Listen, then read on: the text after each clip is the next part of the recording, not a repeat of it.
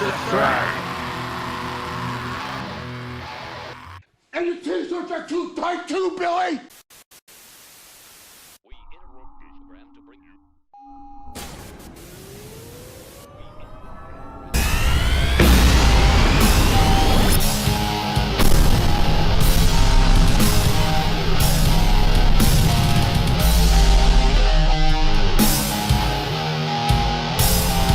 Alright, welcome back to the Strong Midcard Podcast, right here in the Strong Midcard channel. So, Roger, there's a lot of stuff going on around right now. Alright, so what are we talking about? Where do we start? We missed out on a lot. I think it's too late to go back to All In, or All Out, so we'll just skip past that. We'll just get to the news. Okay. Alright, so NXT going to USA starting next week. Roddy versus... Petty. Roddy versus Dream. Oh, God. And a bunch of other stuff they got planned. So, yeah. Just straight out petty, you think, then? Petty. Very petty. But, you know, it's to be expected. I love NXT. NXT does no wrong in my eyes, but that move is kind of like... I like NXT takeovers. I don't like NXT shows. The weekly shows are kind of like, they're kind of a drag, because it's almost like matches get rushed. It was only an hour. So now that you have 2 hours and maybe the 205 guys there, it might be something. However, I mean, I don't know. Like, what if it doesn't resonate? You know what I mean? It's gonna be a tough one. I mean, we could be wrong in the WWE people that are just in full support and they're like in this war thing and they're like, no, we're gonna go, and they're all gonna watch just to kind of, you know what I mean, to get the rating up. Yeah. So if it gets the full backing of Triple H, and just Triple H, and it's true, I have really high hopes. If Vince gets involved in any way, and I'm sure he will, it's live television, his reputation's on the line, he's going to make changes that we don't like, obviously. If he gets You think they're going to butt heads? Yeah, for sure. Trips? Obviously. Well, it depends on how the show goes and gets structured, because NXT, yeah, it's a different feel and the matches are better, and you know, some of the promos aren't scripted and that kind of shit. But as far as the structure goes, it's pretty much a WWE show. Somebody comes out, cuts a promo in the beginning, you know, and then you get to a quick match, like a spotlight match, and then whatever. Like, kind of everything still kind of feels like a WWE show. Yeah. So, I mean, AEW has to do something to counter that, for sure. So I'm hoping that they do. They have enough smart guys there to know that you probably shouldn't start every show out with the promo unless it's like super important or it's an announcement, like somebody's coming out to announce the main event for the next pay-per-view or something like that, you know? But like, no Triple H 20-minute fucking, you know, in this business, you 20-minute, fucking, ugh. So, one thing what's going to help AEW is the TV14 rating they're going to get. Yes. Which gives them a lot of liberty to do. I mean, I'm sure they have guidelines, but I read that TNT pretty much give them, like, do whatever the fuck you want, just stay within... You know, no crazy crap. Yeah, no blood, no, you know, no tits or anything like that. Yeah, I got you. And everything that made wrestling great, it's gone. But with WWE, they need that structure still. It's still going to be PG, I think. It's still in USA. It's going to be in USA, and they got to go by USA. Guidelines. So I think that's going to hinder the show a bit. And I think they're just going to be banking more on pay-per-views than actual weekly stuff. It's also kind of interesting to see, like, what new fresh things can NXT bring you. Yeah, they pretty much already had like every match with every person that's already there, right? It's like they have to hit the reset button, because they brought in Rhea Ripley for a teaser against Shayna Baszler, because she's already been through everybody and she's kind of a boring champ. So, like, you know what I mean? She had that stinker with Mia Yim. Wow. And her two chicks, her allies, are basically still rookies, and they're not very good right now. So, I look up and down as the only entertaining thing that they have is the Undisputed Era. And I think that's good enough for now. Yeah. And just Adam Cole, Jesus, dude, that guy's a fucking star. When Ciampa returns, forget about it. Gargano's going to stay, which is good, because they're getting rid of 205 Live, right? Yeah. So they're going to bring the 205 guys. I mean, the Cruiserweight title, hopefully. That I've been calling for years. Yeah. With wrestling-wise, they're going to be okay. Yeah. They're going to do great. The look, though, right? Yeah, it's just, what worries me are the storylines. Yeah, because they almost went through everything already. Yeah, so they have a small roster, but at the same time, they can bring more guys in. So let's see how that goes. Yeah, I mean AEW. I think when they need to focus on is giving you a different. It's like each match should be a different meal. You know what I mean? One should be barbecue. One should be, you know what I mean? Whatever Asian cuisine. The next one should be whatever. Like just everything should feel. Each match should feel different. Yeah. Like you can put in a hardcore match, but it doesn't have to be pay-per-view levels of violence. Just you know what I mean? 10-minute, quick. Yeah, exactly. Like a great. You got a great tag team division. You got to focus on that. Like I said, no scripted promos. You got to get what made these guys great on the indies. You got to somehow make that get over on regular TV. So because we like the silliness of like Luchasaurus and Jungle Boy, how's that going to look on TV? You know what I mean? Like, because the people that are going to be watching are the people that are into it, obviously. You know what I mean? So it's like you have to. Do you completely switch up people to kind of? You cannot handcuff these guys. You can't. Yeah, and you can't do what the other guys are doing. So don't restrict them. Don't make. You know what I mean? Like, don't change them. Let them be who they are. Kind of let them. And a lot of times, a lot of these guys are young. You got to let them develop who they are going to be.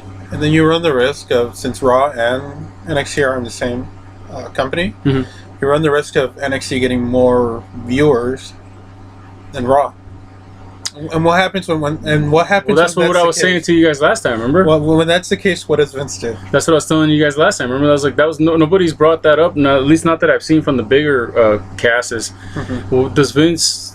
Is his ego okay with NXT possibly being bigger than Raw and SmackDown? No, he's gonna fucking hate. Because essentially, that's what you're doing. You're saying to everybody, "Hey, here's the war." It's not WWE versus AEW. It's NXT versus AEW. So you have your best brand as far as action goes NXT. Against a brand new thing where the guys are dying to prove themselves, and they have hungry guys. They got great talent. You know what I mean? So it's like the people who watch NXT also love these guys on the indies that are now in AEW. The fan base is almost the same, except for the ones that are just pro WWE or the ones that are just pro AEW. There's a nice mixture that's both, like us. So yeah, where's his ego gonna let him? I mean, like, you know what I mean? Like, Triple H runs a better thing than my two programs here. Is that gonna be okay with them? And no. does he sabotage himself? I think he's gonna sabotage NXT. It's in his ego. It's within Vince's. I think they're just counting on the XFL 2020, man. They're really hoping. They're really banking on that. Huh? Yeah. But if it does better than Raw and SmackDown, it's forget about it, dude. It's gonna be sabotage of the ass. That's what Vince did with SmackDown. Yeah, he watered it down till it became a freaking clip show. Pretty much. And like a main event, what do you call it? Like a main event show where like pre-recorded shows, and you just kind of throw them, or matches, and then just throw them in there. It's so bad he had to do the fucking wild card rule. That too. Just to keep Roman on Raw and SmackDown. So yeah, man. Like, what if one of their guys on NXT becomes bigger than Roman? Yeah, you know, he can't. Yeah, you have a lot of studs in NXT. Sure, they're not all like 6'5", and you know, I mean, Adam Cole have constant wet hair. But you got a few good guys in there. Adam Cole could be the new Shawn Michaels. Ew, Adam Cole. We've been saying that for like the last 2 years. Like, dude, that guy is Shawn Michaels now. Where, you know, like, he's a good, great looking guy with a great personality. The camera loves him. Can wrestle. Can talk. Over with the crowd. Even though he's a heel. He's Shawn Michaels and Ric Flair. You know what I mean? Like, he's the kind of guy that you want, but like, oh well, he's not on the fucking juice, so can't push him. They're gonna strap a rocket up his ass. Yeah, and then what happens with a guy like Velveteen Dream, who's kind of in my eyes, he's kind of a one-trick pony. I don't think Vince is gonna see a lot of stock in him. You don't think so? No. Yeah. I think he has a history of I don't trust. Because he did push Goldust in a time where something like that was not normal. Do you think he did it for Dusty though? To kind of humiliate Dusty? I think in his mind it was supposed to be a rib, right? Yeah. And then it just ended up being like the same thing with Dusty Rhodes. Dusty Rhodes got the polka dots over. And he got him over. And then Goldust was the most captivating thing that year. I remember I was just like, dude, this is so weird, but it's so like I need to see what happens next week. Yeah. You know, I want to see how he fucking fucks with their head, because you know he was fucking with their heads. Yeah. So like Velveteen Dream, I think needs to do something a little bit more towards that. So right now I think he's just being a crowd guy. He comes out and he's dressed like somebody from a previous era, and it's like, okay, I get it, dude. But like, I liked it when you were Velveteen Dream. You know what I mean? And you were doing your own thing instead of dressing up like Hulk Hogan and Ravishing Rick Rude or whoever these, you know what I mean? Whoever you're ripping off this week. So, I don't know. I'm very, very interested to see what they're going to do with him. That's the one I want to see. He's almost there. I think he needs a breakout match where he's had the Aleister Black match did a lot for him. Yeah. I remember I was watching that, I texted you, I'm like, dude, I'm finally like... I get it. On the dream. Like, I get it now because I wasn't just like, what is this Ravishing Rick Rude meets Prince fucking gimmick? You know what they have to do? They have to send Aleister back.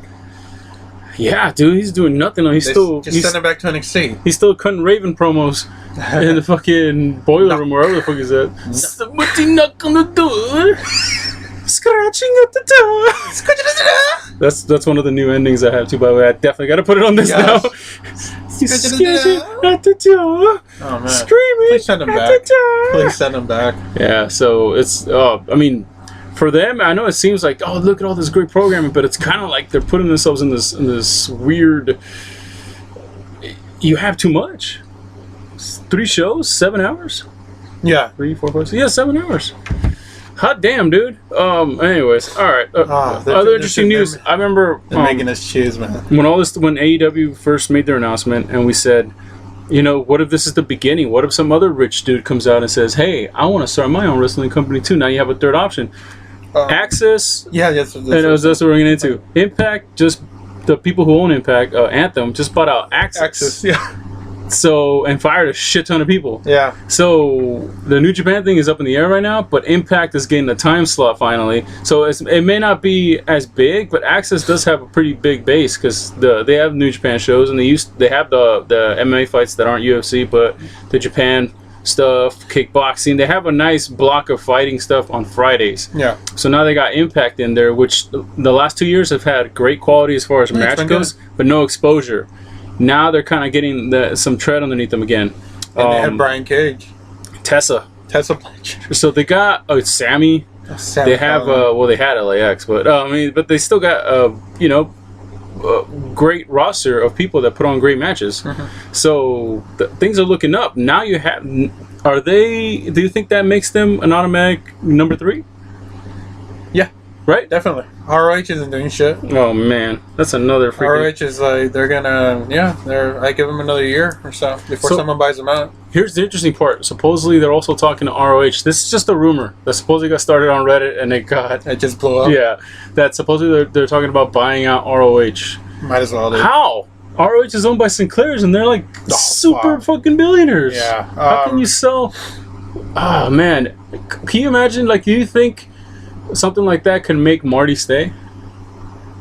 I hope Marty. Or do you think he goes to AEW or WWE? NXT, I mean. Because his chick is in NXT. You think she'll coax him too? I mean, I wouldn't be surprised. Fuck, dude. But I mean, Adam Cole and Britt Baker are making it work. Fuck. This is going to be Marty in AEW, interesting November coming up. And does he bring his enterprises? Because I think they're signed up for another year, I think. So you think they'll have open because I don't think ROH is open to letting these guys work in other companies. I honestly think that if ROH just wants to clean up this mess, they just Sinclair just lets ROH go.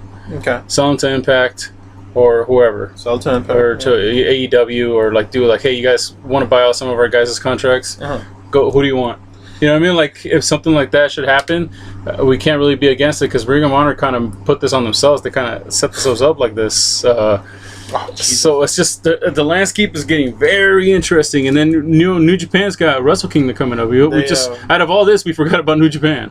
New Japan is very salty with Impact on for what they did to Okada. Yeah, still. Well, I mean, Gato's got it. Yeah, beef with Impact. That's why. I think their best bet would be building a bridge with AEW, because they're kind of salty towards both. Yeah, but New Japan wants Kenny, so the brighter side would be with AEW. With AEW, but their guys would have to eat some losses. Yeah, I mean, I know they don't want to send them to WWE because WWE will do worse with them. Oh yeah, they'll bury them for 3 years. Yeah, exactly. So. New Japan is in a very interesting place. Do you go with AEW and have a relationship with them, do you go with Impact and Access and try to do something with them since they're kind of doing your US showings on TV, or do you just kind of do yourself and just be like, you know what, we're doing okay, we don't need you guys? Because I think the better option, well, I'm guessing they're gauging AEW right now to see how they do with TV and whatnot. Yeah, like kind of waiting in the wings. Yes, signing a deal with them right now is kind of dumb. Yeah, because we don't even know how. I'm nervous as shit, dude. Oh yeah, dude. For the first show, I'm so fucking nervous. Yeah, because it could go either way. It's going to be very telling. I mean, there's going to be growing pains, obviously. Yeah, for sure. For both shows, NXT and AEW. The good thing is that AEW has had a nice handful of pay-per-views and events to where, like, okay, I think they're kind of seeing, like, what the show needs to look like. Like we said, it has a WCW feel to it, like what WCW would probably look like now. Like more of a modern... modern... On commentary? Carino. Or... Fuck. Shivani. Fuck. Carino. Supposedly, Shivani, Excalibur, and Jim Ross. That's a great lineup. Because Jim Ross is going to be the kind of elder statesman where he drops a little bit of knowledge. And I think Shivani and Excalibur are going to be calling the action. Like, so Shivani's going to be telling the story. Excalibur's going to be doing the action. And Ross is going to be dropping the gems. I don't know. If you work it, yeah, but I mean that's what he has to do. That's where you have to place him in now. Okay. They signed the guy. You might as well. You know what I mean? What about Golden Boy? Who? Or Golden whatever. What's his name? Excalibur? No, fucking that guy from. They just signed him and he did All Out. Oh, Golden Boy, right? I forgot what his name was. But yeah, he's doing. Great. Is he? He's good. Who are we talking about? The guy that did All Out with Jim Ross and Excalibur. Oh, I don't know. Golden Boy, I think. Golden Boy? Fuck, how did I forget? I don't know. He was great. I don't even remember him. I'd rather do him, Excalibur, and Shivani. Yeah, they're not going to kick out Ross right now, dude. Ross should just be in the back. I think he will be. I think he's going to probably get him a nice 1 to 2 years before he transitions to that. Because, dude, he does not give a fuck. It's not that he don't give a fuck. I think he's just not... Not into it. Like, it doesn't resonate to him as fast anymore. Like, he's still great at calling the big moments. Like, when something big happens, it's in his voice. Like, when Moxley came out. Yeah, that was great. Or when Jericho got the pin and won the fucking championship. Like, or the spots on the tables or in the ladder match when he's like, Mama, you know. It's still, as I'm saying, you keep him for the gems. And that's what you let him do. Shivani can tell the stories. And Excalibur can call the action. You should be fine. Like I'm okay with as long as Ross stays in that lane. Just kind of limit Ross a bit. Because you can't.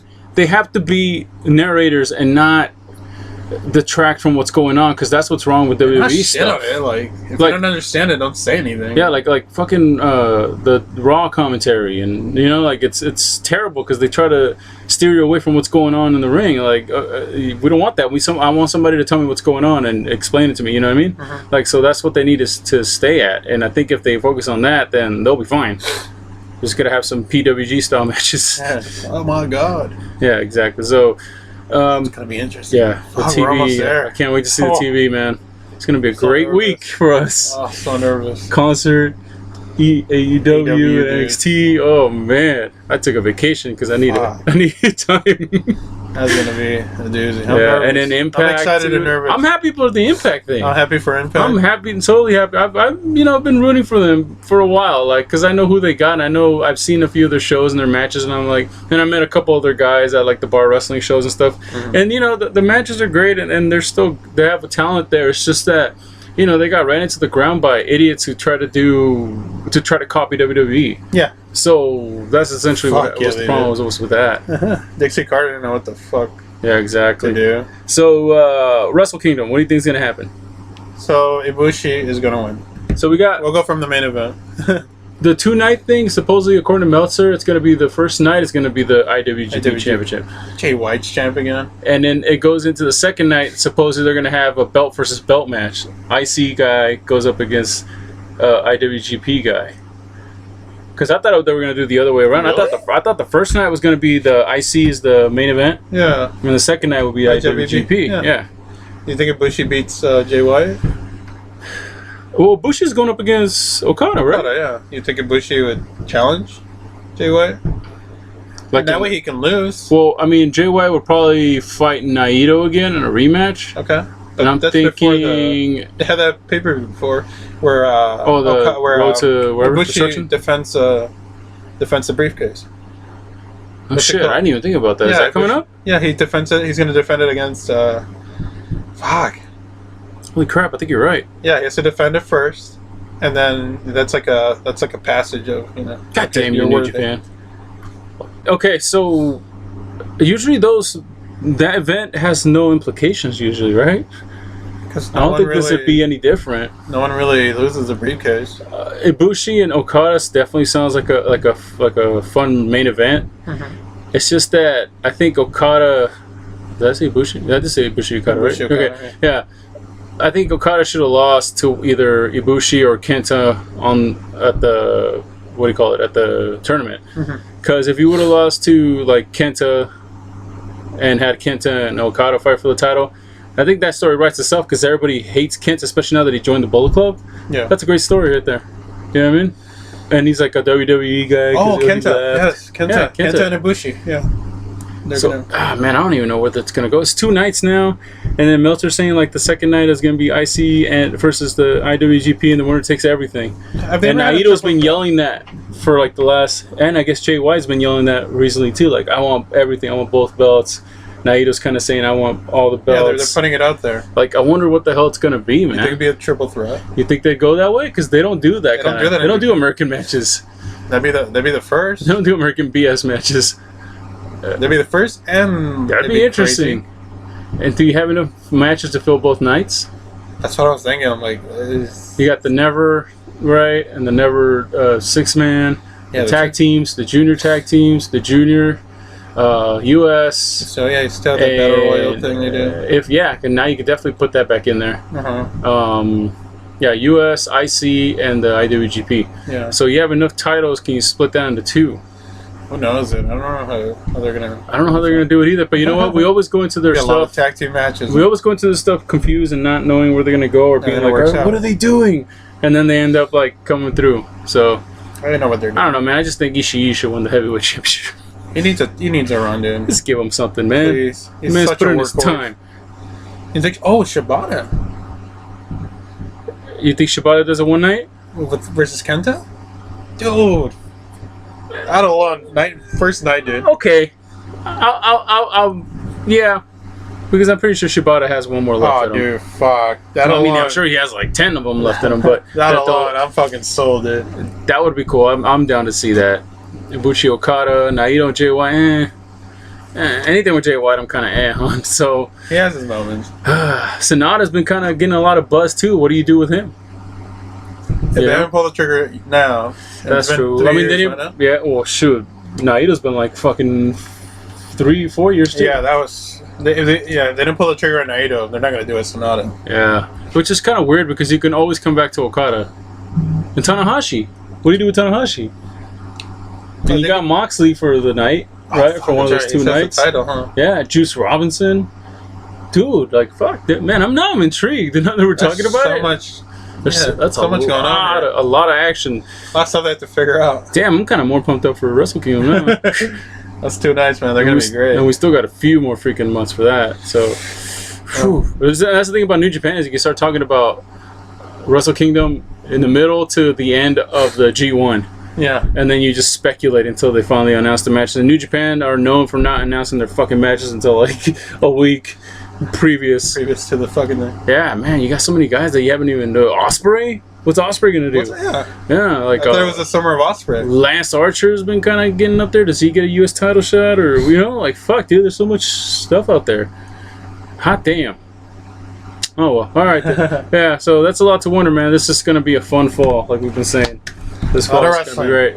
Fuck a lot of wrestling. All right, guys. So our rambling and ranting is over. Let us know what you guys think is going to happen with the AEW, NXT, WWE on Fox, and the Raw, and they're getting new commentators or they're switching them around, and who's going where, and New Japan, Wrestle Kingdom. Let us know what you guys think about all that. Impact and Ring of Honor. What do you guys got? Let us know right there in the comments section. So much. And yeah, hopefully we'll come back next time and there's even more news because this today was fun. I like speculating. Speculating is the speculating is what keeps wrestling podcasts alive, man. Yeah. If it wasn't for that, what the hell were we talking about? were we What, talking just about? happened on Raw? No, we want to talk about that shit. Yeah. We want to talk about rumors and news. That's the fun part. Yeah, so thank you guys for listening. If you were, like I said, subscribe and like, and notifications. Check out the links below for our Instagrams and our Twitters. And maybe we're thinking about doing stuff. We did merch for the other channel. We might do some for this too. So we're still in talks, but we got to, man. I say maybe we get to 500 before we put something out. Yeah. Okay, so thank you guys for watching. We'll catch you guys next time on Strong Midcard Podcast. See you later. I couldn't find no woman. I found a lot of men that look like women.